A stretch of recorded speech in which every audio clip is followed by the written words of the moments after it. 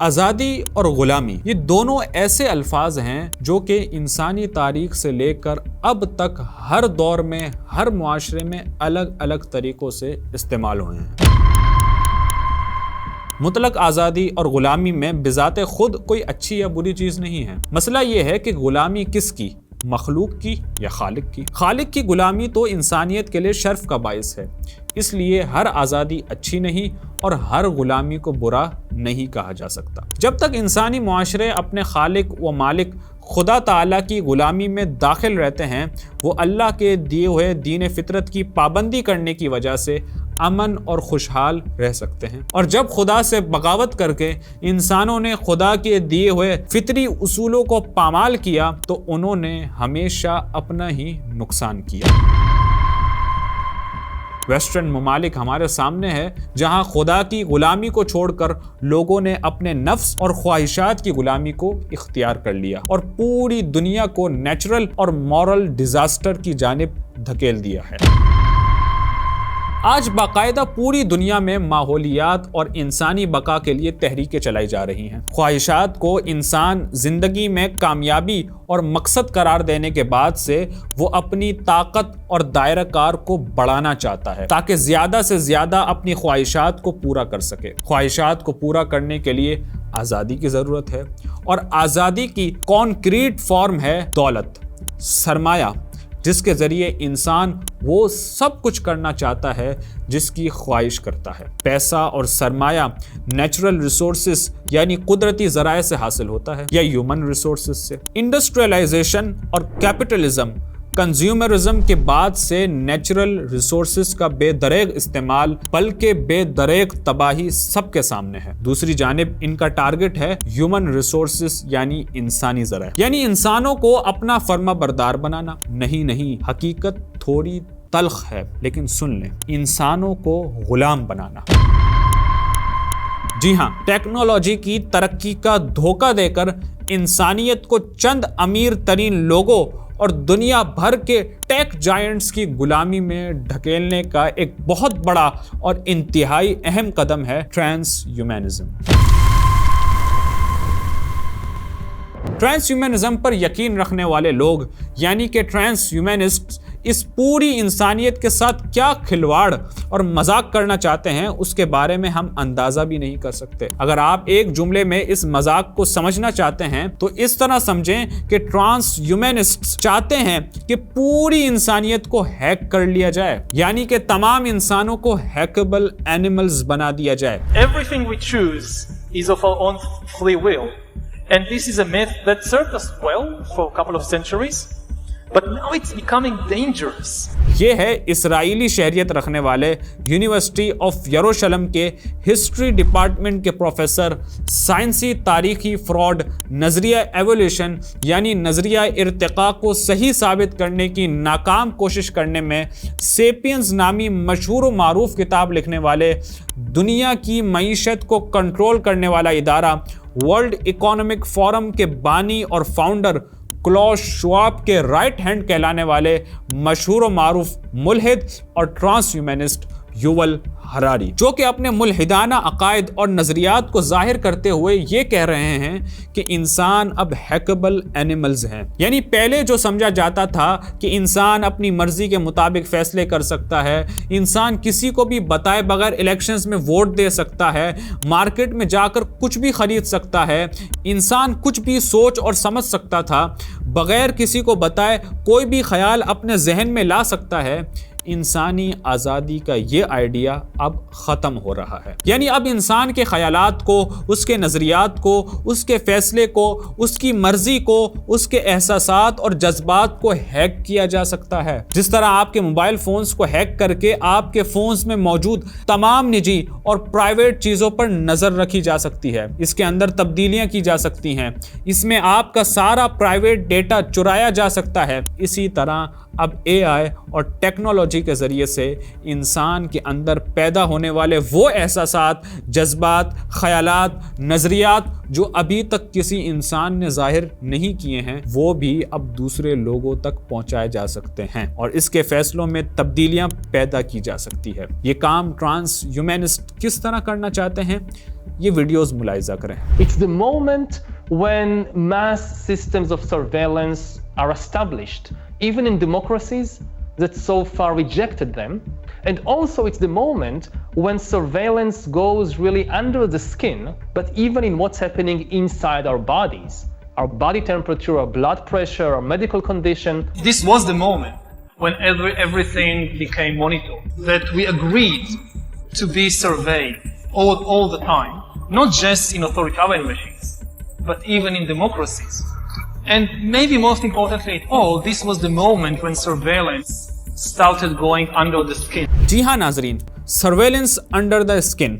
اب سب بخوبی جانتے ہیں کہ ہمارے پاس موجود تمام الیکٹرانک ڈیوائسز ہم پر ہر وقت نظر رکھتے ہیں۔ ہم کہاں جاتے ہیں، کس سے ملتے ہیں، کیا بات کرتے ہیں، کس ہوٹل میں کھانا کھاتے ہیں، یہ تمام چیزیں ہمارے الیکٹرانک ڈیوائسز کے ذریعے سے اور خاص طور پر موبائل کے ذریعے سے معلوم کی جا رہی ہوتی ہے۔ کریڈٹ کارڈ یا کسی اور ڈیجیٹل طریقے سے ہم کوئی پیمنٹ کرتے ہیں، اس سے بھی ہم پر نظر رکھی جا رہی ہوتی ہے۔ اسی طرح اگر ہم اپنا موبائل گھر رکھ کر بھی باہر نکلیں تو وہ جگہ جہاں پر کیمرے لگے ہوتے ہیں وہ بھی ہم پر نگرانی کر رہے ہوتے ہیں۔ یعنی کہ انسان ہر وقت اپنے ارد گرد الیکٹرانک ڈیوائسز سے گھرا ہوا ہوتا ہے اور یہ ڈیوائسز ہم پر نظر رکھتے ہیں اور نگرانی کرتے ہیں، اور اگر ان الیکٹرانک ڈیوائسز کو انسان اپنے سے الگ کر لے تب انسان کی نگرانی اور اس پر نظر رکھنا ممکن نہیں ہے۔ اسی لیے طالبان نے امریکہ سے جنگ کے دوران موبائل فونز کا استعمال بالکل نہیں کیا، لیکن اب انسانوں کے اندر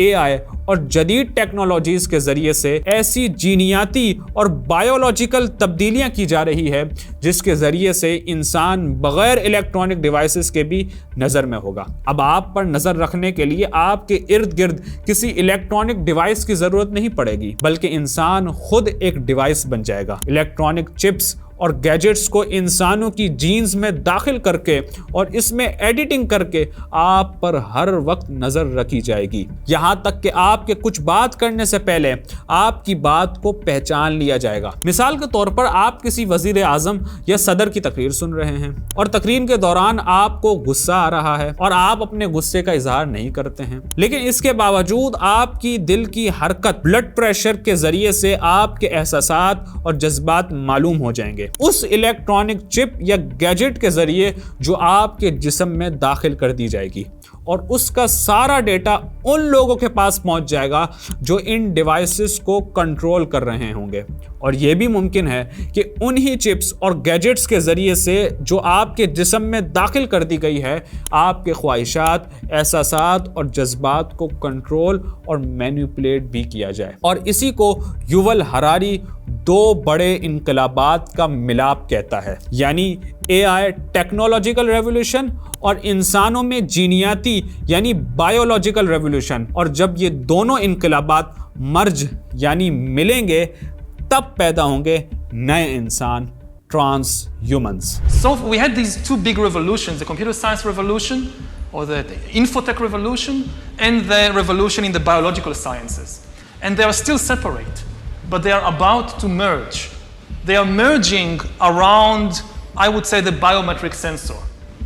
It's the thing, it's the gadget, it's the technology that converts biological data into digital data that can be analyzed by computers. ناظرین، نہ صرف اس کی وجہ سے ایک بہت بڑی معاشرتی تبدیلی پیدا ہوگی کہ جہاں عام انسانوں کو مزید غلامی کی زنجیروں میں باندھا جائے گا، بلکہ پوری دنیا کی معیشت میں بھی بہت بڑی تبدیلی آئے گی۔ اب تک تو یہ حالت ہے کہ انسان دنیا کی تمام چیزوں کی آپس میں خرید و فروخت کر کے مال و دولت کماتے ہیں، لیکن اس ٹرانس ہیومنزم کی انقلابی تبدیلی کے بعد خود انسان ایک پروڈکٹ اور ٹول بن جائے گا، یعنی انسانی اعضاء مستقبل میں آنے والی معیشت کا مرکزی اور مین پروڈکٹس بن جائیں گے۔ یہ ویڈیو ملاحظہ کریں۔ The main products of the 21st century economy will not be textiles and vehicles and weapons. They will be bodies and brains and minds. We are learning how to produce and engineer and manufacture them. We are learning how to design and create. اور اسی چیز کو world economic forum کے بانی اور founder Klaus Schwab fourth industrial revolution کہتے ہیں۔ the difference of this fourth industrial revolution is it doesn't change what you are doing. It changes you. If you take genetic editing, right. Just as an example, a big impact on your identity. नाजरीन, लेकिन एक अहम सवाल अभी भी जहन में आता है, वो ये है कि जो लोग इस टेक्नोलॉजी और बायोलॉजी के मखलूत इनकलाब की तबाही को समझ जाएंगे और ट्रांस ह्यूमनिज्म के इस धोखे को समझ जाएंगे और मज़ीद अपने आप को इन एलीट और ताकतवर तबके की गुलामी में डालने से इनकार कर देंगे और अपने जिस्मों में इन तब्दीलियों को कबूल नहीं करेंगे, उनका क्या होगा? क्या उनके पास कोई ऑप्शन होगा या नहीं? इसका जवाब युवल हरारी कुछ इस तरह देता है. Again, I think that the biggest question maybe in economics and politics of the coming decades will be what to do with all these useless people. The problem is more boredom and what to do with them and how will they find some sense of meaning in life when they are basically meaningless, worthless. A massive class of useless people. As computers become better and better in more and more fields, there is a distinct possibility that computers will outperform us in most tasks and will make humans redundant. जी हाँ, Yuval Harari के मुताबिक वो useless, meaningless लोग जो कि technology के इस्तेमाल करने या उसका हिस्सा बनने से इनकार कर देंगे और जदीद टेक्नोलॉजी की वजह से दुनिया को इनकी मज़ीद ज़रूरत नहीं होगी, उन लोगों को ड्रग्स, नशे और वीडियो गेम्स में लगा दिया जाएगा. नाजरीन, ये बिल्कुल उसी तरह है जिस तरह अमेरिका में यूजेनिक्स की तहरीक के दौरान हुआ था कि ज़हनी, जिस्मानी और मुआशी लिहाज से कमज़ोर लोगों की नस्लों को आगे नहीं बढ़ने दिया जा रहा था. क्यों?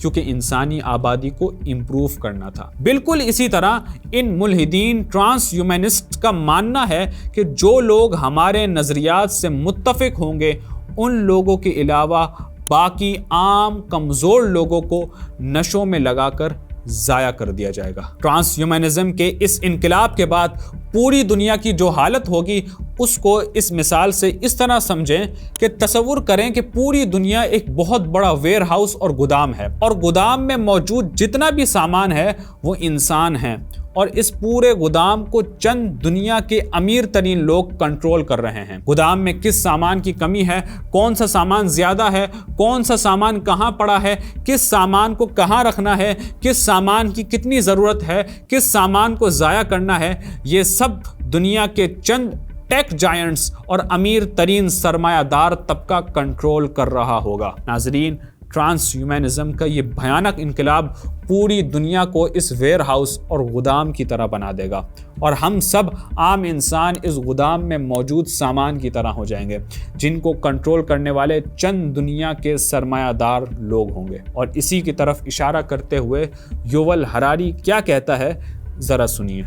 Now humans are developing even bigger powers than ever before. We are really acquiring divine powers of creation and destruction. We are really upgrading humans into gods. We are acquiring, for instance, the power to re-engineer life. यानी इंसान अब खुदाई ताकतों को हासिल करने लग जाएगा. किस तरह? जैसे खुदा तमाम इंसानों के बारे में हर चीज़ जानता है, इसी तरह दुनिया के ये चंद अमीर तरीन सरमायादार लोग इस खुदाई सिफत को अपनाने की कोशिश करेंगे और वो भी बाकी सारी इंसानियत के बारे में जब चाहेंगे मालूम कर लेंगे और इनमें अपनी मर्जी से तब्दीलियां पैदा कर लेंगे. और ये सब उस वक्त होगा जब इंसानियत को हैक किया जाने लगेगा और सर्वेलेंस अंडर द स्किन शुरू होगा. लेकिन सवाल ये है कि क्या दुनिया में ऐसी तब्दीलियां पैदा हो रही हैं? जी हाँ, बहुत छोटी छोटी और मामूली तब्दीलियां और तजर्बात किए जा रहे हैं. स्वीडन में तकरीबन 3000 लोगों के हाथों में चिप्स दाखिल कर दी गई हैं, ये कहकर कि अब इन लोगों को आईडी कार्ड्स या ट्रेन टिकट्स वगैरह فزیکلی لانے کی ضرورت نہیں ہے۔ اسی طرح جاپان میں ایسے بایونک مصنوعی انسانی اعضاء تیار کر لیے گئے ہیں جو کہ معذور انسانوں کے ساتھ جوڑے جا رہے ہیں اور ان کو بھی ہیک کیا جا سکتا ہے۔ اسی طرح چائنا میں ایک الیکٹرانک انسانی اسکن یعنی جلد تیار کر لی گئی ہے جو کہ انسانوں کے پھٹوں میں یعنی ٹیشوز کے اندر سرایت کر دی جاتی ہے اور پھر اس کے ذریعے انسان کے صحت کے بارے میں ڈیٹا معلوم کیا جاتا ہے اور وہ بھی ہیک کی جا سکتی ہے۔ ناظرین، یہ بہت ابتدائی مراحل کی چھوٹی چھوٹی لیکن انتہائی اہم مثالیں تھیں۔ ایسی اور بہت ساری مثالیں ہیں جس سے ہمیں فیوچر کے اس ٹرانس ہیومنزم کے خطرے کے بارے میں مزید بہتر انداز میں تفصیلات ملتی ہیں کہ کس طرح انسانوں کے جینز اور جدید ٹیکنالوجی کے ذریعے سے انسانوں کو مزید طاقتور سرمایہ دار طبقے کی غلامی میں ڈالنا چاہتے ہیں۔ ٹرانس ہیومنزم کا یہ نظریہ دراصل الحادی معاشی نظام کیپٹلزم کے نتیجے میں پیدا ہونے والا ایک ایسا نظریہ ہے جس کا ایک اہم مقصد یہی ہے کہ پوری انسانیت کو ان کیپٹلسٹ طاقتور سرمایہ داروں کی غلامی میں دھکیل دیا جائے، اور ٹرانس ہیومنسٹ اس مقصد کو پورا کرنے کے لیے